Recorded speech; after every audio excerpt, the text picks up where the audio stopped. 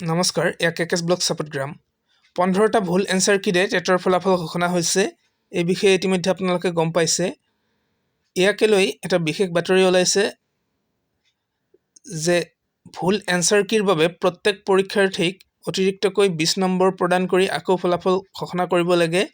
এয়া যিবিলাক পৰীক্ষাৰ্থী সেই পৰীক্ষাৰ্থীসকলৰ দাবী, কিন্তু এই সম্পৰ্কে অসম চৰকাৰৰ ফালৰ পৰা একো জাননী বা কোনো ধৰণৰ নটিচ দিয়া নাই যে ইয়াকে লৈ কি কৰিব, নতুনকৈ ঘোষণা কৰিব ফলাফল নে আৰু বেলেগ কিবা কৰিব, সেই বিষয়ে একো ঘোষণা কৰা হোৱা নাই।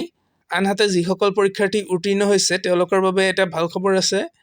সেই খবৰটো মই ইয়াৰ আগৰ ভিডিঅ'ত দেখুৱাইছোঁ। সেই বিষয়ে সবিশেষ জানিবলৈ আপুনি আগৰ ভিডিঅ'টো চাব পাৰে।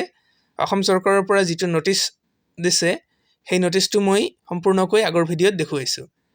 ইয়াৰ বাহিৰে অসমৰ যিবিলাক নিবনুৱা আছে সকলো নিবনুৱালৈ এটা ভাল খবৰ আছে। এই ভাল খবৰটো কি সেই বিষয়ে মই নেক্সট ভিডিঅ'ত আলোচনা কৰিম। চেনেলটো ছাবস্ক্ৰাইব কৰি ৰাখিব, লগতে লাইক, কমেণ্ট আৰু শ্বেয়াৰ কৰিব। তো এইখিনি ভিডিঅ'টো সুপ্ৰভাত, গুড মৰ্ণিং।